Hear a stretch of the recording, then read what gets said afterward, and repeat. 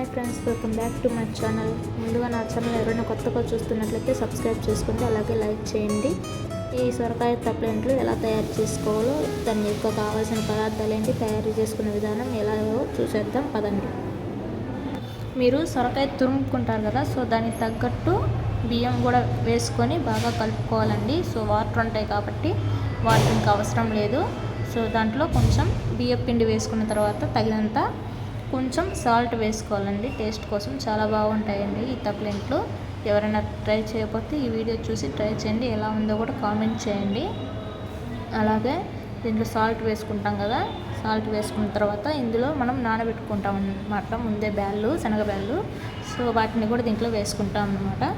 అవి వేసుకొని కొంచెం క్రంచీగా తగలడానికి అనమాట. దాంట్లో కొంచెం పచ్చిమిర్చి ఉంటాయి కదా, సో దాన్ని పేస్ట్ చేసుకొని మనం ఆ పేస్ట్ని దాంట్లో వేసుకోవాలన్నమాట. ఇంకా కారం అయితే ఇంకా వేసుకోము, అదే సరిపోతుంది కారం. మీకు ఒకవేళ కావాలి అనుకుంటే కొంచెం ఎక్స్ట్రా కూడా వేసుకోండి, లేదంటే కారం వేసుకోండి, ఆప్షనల్ అనమాట అది.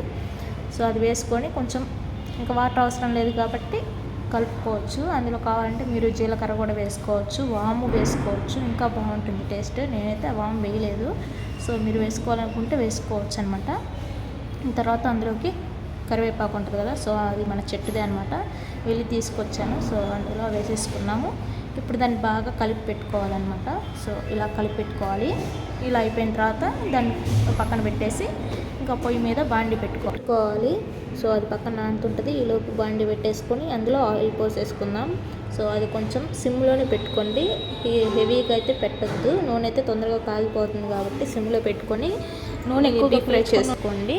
సో ఇవైతే పీల్చుకోవన్నమాట. ఒకవేళ మీకు పీల్చుకుంటాయి అది అని అనిపిస్తే మాత్రం చిన్న చిట్కా అండి, ఏం లేదు, ఆ నూనెలో కొంచెం సాల్ట్ వేసుకోండి. సో పీల్చుకోవు. సో సొరకాయ కాబట్టి అసలు మ్యాక్సిమం పీల్చుకోదు నూనె. సో అలాగా మనం కలర్ వచ్చేలాగా చేసుకోవాలన్నమాట. అలాగా అన్నీ ఒకే లెవెల్లో మొత్తం అలా డీప్ ఫ్రై చేసుకోవాలి. సో అలా ఎర్రగా వచ్చేస్తే ఇంకా సొరకాయ తప్లెంట్లు రెడీ అయినట్టే. మీకు ఈ వీడియో నచ్చింది అనుకుంటున్నాను. ఒకవేళ నచ్చితే లైక్ చేయండి, అలాగే షేర్ చేయండి. ఫైనల్గా అయితే తప్లెంట్లు రెడీ అయిపోయిందండి. అలాగే నా ఛానల్ ఎవరైనా కొత్తగా చూస్తున్నట్లయితే సబ్స్క్రైబ్ చేసుకోండి, లైక్ చేయండి, షేర్ చేయండి. Thanks for watching. Subscribe my channel.